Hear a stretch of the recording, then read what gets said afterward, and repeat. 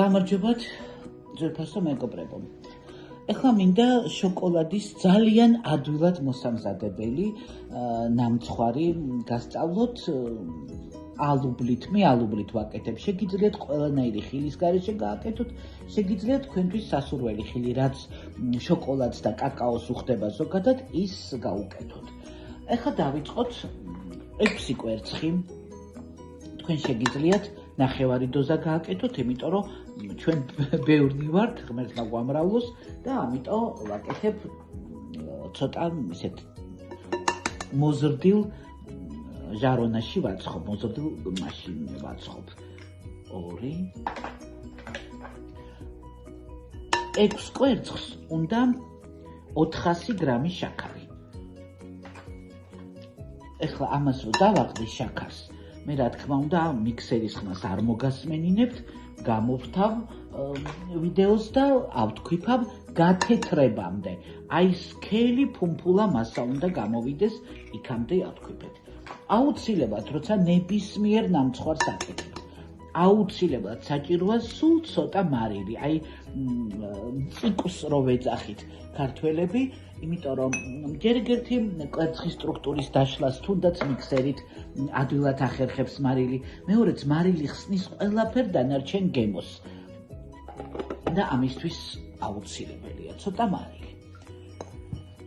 ეხლა ეს არის 200 გრამიანი ჭიქა, რომელსაც ზოგადად ცხობის დროს ვხმარობ ხოლმე საზომად. ანუ ისე საზომში 200 გრამიანია 400 გრამი შაქარი. ეს ერთი ჭიქა, ეს 2 ჭიქა, ეს არის 400 გრამი. ეხლა მე თქვენ მიქსერის ხმას არ მოგასმენინებთ, ამას ავთქვიფავ გათეთრებამდე და გაჩვენებთ რა კონსისტენციამდე ვთქვიფავ. დაახლოებით 7 წუთი მიქსერით. ამას ვამატებთ ეხლა 400 გრამ, რამდენიც შაქარი იყო, 400 გრამ ზეთს და 400 გრამ რძეს. აგერ ზეთი, კარაქი არა, ზეთი აუცილებლად. რაფინირებული, არანაირი სუნის, არ შეიძლება კახური და ასე შემდეგ, ჩვეულებრივი უსუნო ზეთი. ნუ ძალიან ცხიმიანი რო არ იყოს, მოდი მე ზეთს 350 გრამს ვუსავ, 50 გრამი არაფერს არ გადაწყვიტავს, აბსოლუტურად.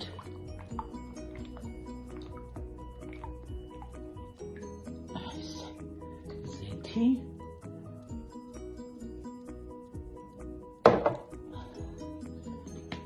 და 400 გრამი რძე. ესეც კარგად უნდა ავთქვიფოთ, კარგად შეეთქვიფოს. 1 ჭიქა, 2 ჭიქა. რა თქმა უნდა, ისევ არ მოგასმენინებთ მიქსერის ხმას და ამას ავთქვიფავ ახლა. ეს ავთქვიფე, ეხლა ამას უნდა დაემატოს აუცილებლად ნახევარ ჩაის ყოფს, ცოტა მეტი რახან მეც ვაკეთებ დოზას, 1 არასავსე ჩაის ყოფს სოდას. ვამატებ ლიმონს, მე ძმარს არ ვხმარობ. მაინც ასე ვთქვათ ქიმიაა და არ ვხმარობ. აი სოდა. არასავსე ყოფსი, რა ვიცი, მე მგონი ჩანს, არასავსე ყოფსი სოდა.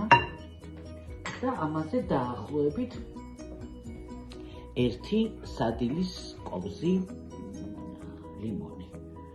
ახლა ლიმონს გამოვწურავ აქ.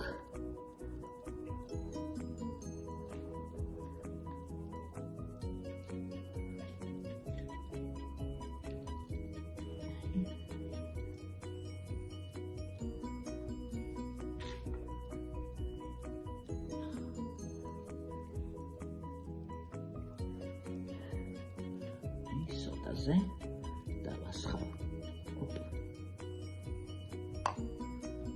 წუთი.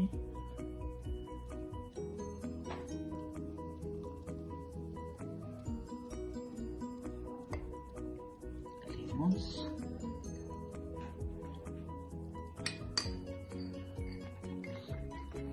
ყოვსით ნახეთ. მაინც ხوار შემიყვა სადმე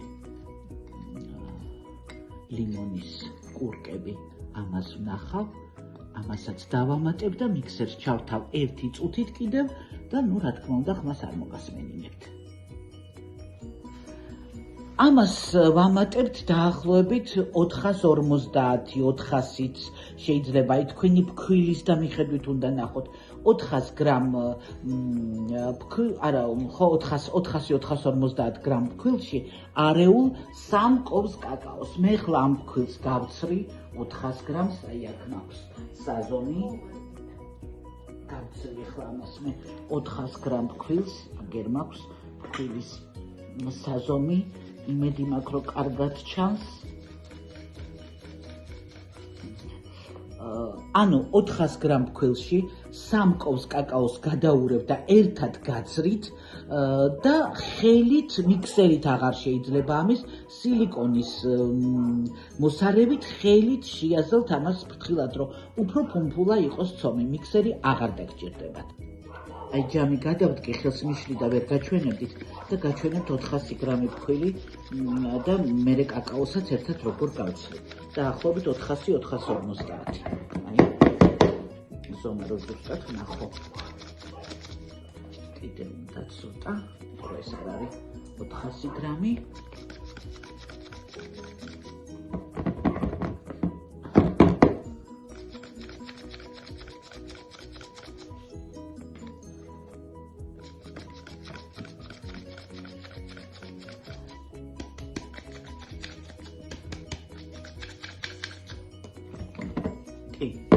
ეს არის 450 გრამი ფქვილი.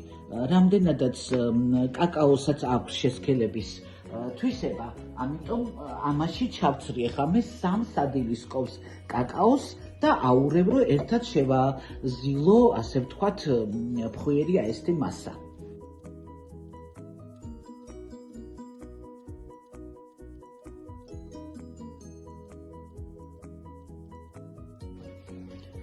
კოვზით ვყრი, იმიტომ რომ უკვე გაზომილი მაქვს 1 2 აი პორც სხვადასხვა ულუფებით, ცოტა ულუფებით შევაზელ რომ არ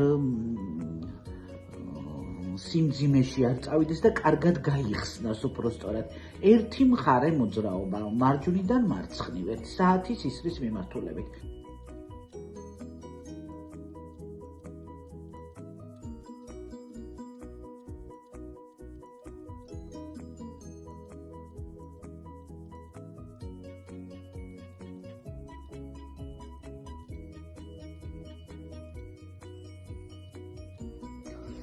ეხლა ვამზადებ საცხობ ფორმას. მე აი ტარტის ესეთი ფორმები მაქვს, ოთხკუთხედიც, ესეთიც.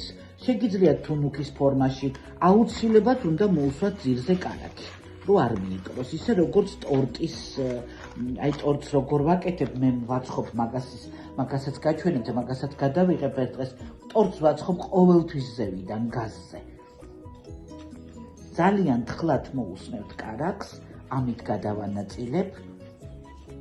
ძალიან თხლად, აი გვერდებზეც რომ წაუსვათ, ორივე ფორმას, ორ ფორმაში მომიწევს ახლა გამოცხობა, ორივე ფორმას წაუსმევ თხლად კარაქს, ძალიან თხლად, ოდნავ, სადაც მეტი მოგივათ, იმ ადგილზე აუცილებლად ჩავარდება ნამცხვარიც და ტორტიც. და ამაზე მოვაყრი ახლა ფქვილს, ძალიან ცოტას,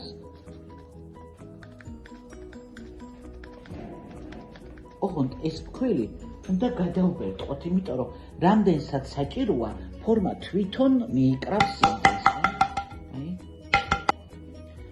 აი ამ ფორმაში, აი უკვე გავამზადე, მოვაყარე ფქვილიც, თანაბრად არის აბსოლუტურად, ვასხავთ ნახევარს დაახლოებით.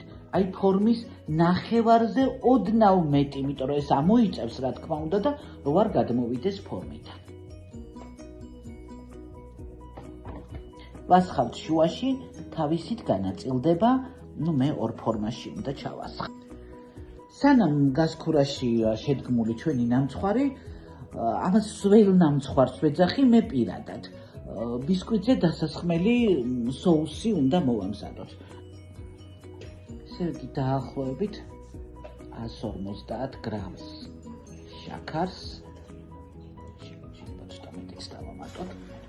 150 გრამ შაქარს, ვის როგორი ტკბილი გიყვართ, მაგას გააჩნია. 150 გრამ შაქარს უმატებთ 50 გრამს რძეს, მეტი ზეთს ძალიან ცხიმიანი არ არის საჭირო, ნუ აი 2-3 ჩაის კოლსი. სადილის კოლსი გაძრავად. აი ესეთი საკმარისია. 200 გრამი რძე. ნუ ეს ერთი ჭიქარზე. ეს არის соуსი, რაც ცხელ-ცხელს უნდა მოვასხათ ზევიდან. ნუ რა თქმა უნდა, ამას ყველაფერს გაჩვენებთ соуსი და აქ ჩავცრათ, ეს ჯერ ამოურიოთ და ამაში ჩავცრი ახლა 2-3 სადილის კობს კაკაოს და ამეთი გავაკეთებ соуსს. соуსი არ უნდა ეს დავდგათ გაზზე და ადუღებამდე უნდა მივიყვანოთ. არ უნდა აგვიდუღდეს, ადუღებამდე უნდა მივიყვანოთ და ნამცხვარი როცა გამოცხება და გამოვიღებთ, მერე კიდევ შევათბოთ და ცხელ-ცხელ ბისკვიტს უნდა მოვასხათ. აი ჩვენი კექსი დავარქვა, თუ რა შოკოლადის ნამცხვარი, ჩვენ ესე ვეძახით, ისიც გამოცხვა. ნუ ცხელია ძალიან, ეხლა გამოვიღე, ცხელ-ცხელს უნდა მოასხა соуსი და ამიტომ ცხელ-ცხელი უნდა დავჭრათ შიგნით ფორმაში, აი რომბებად.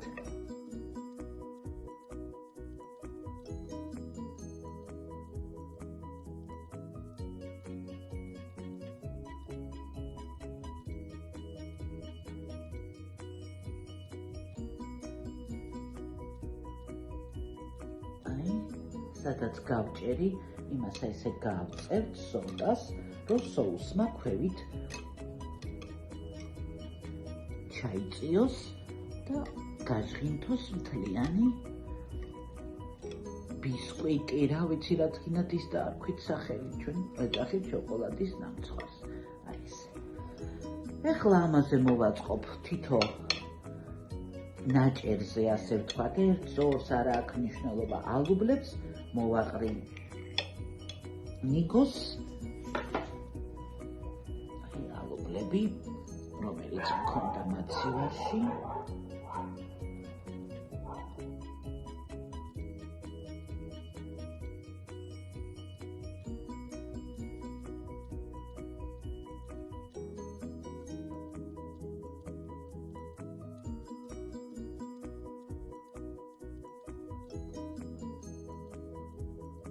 მე ახლა ცოტა соус კიდე მოვასხავ ზემოდან, რომ ეს ერთად გაუჯდეს ყველაფერი. ნიგოზიც, ალუბალიც, ცოტა соус კიდე მოვასხავ. და ჩავა შიგნით და გაუჯდება ყველაფერს. აი, თან გვერდებს ესე გავწევ, რომ შიგნი კარგად ჩავიდეს. აი, ეს არის ჩვენი შოკოლადის ნამცხვარი, სველი ნამცხვარი, ესე ეძახის ჩემი შვილიშვილი, ბებოს სველი, შოკოლადის სველი ნამცხვარი გამიკეთე, ესე მეუბნება ხოლმე. გემრიელად მიირთვით. მადლობა ყურადღებისთვის.